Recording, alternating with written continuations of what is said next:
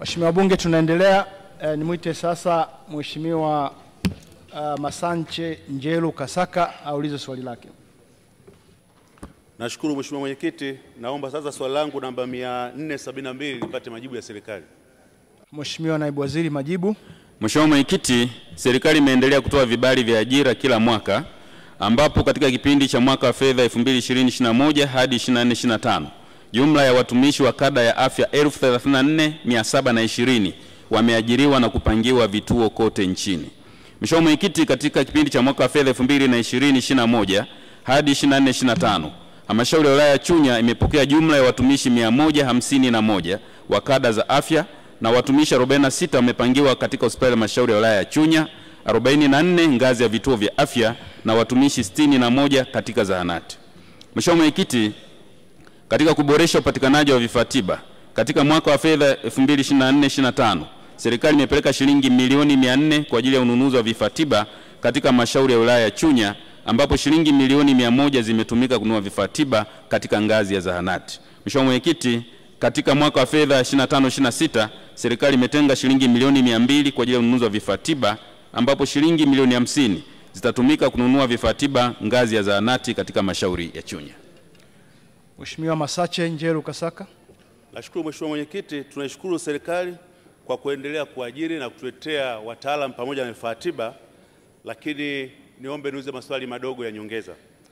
Mheshimiwa Mwenyekiti, kutokana na kasi kubwa ya ujenzi wa zahanati pamoja na vituo vya afya, uhitaji wa vifaa tiba bado ni mkubwa sana.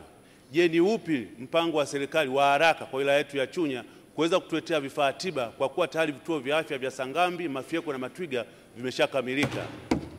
Swali la pili, pamoja na kutuletea madaktari pamoja na watumishi wa ngazi mbalimbali ndani ya wilaya ya Chunya, bado tuna upungufu wa watumishi wasiopungua 719. Je, ni mkakati upi wa haraka ambao sisi wananchi wa wilaya ya Chunya mtaweza kutuletea ili kupunguza upungufu wa watumishi wa sekta ya afya? Majibu, Mheshimiwa Naibu Waziri.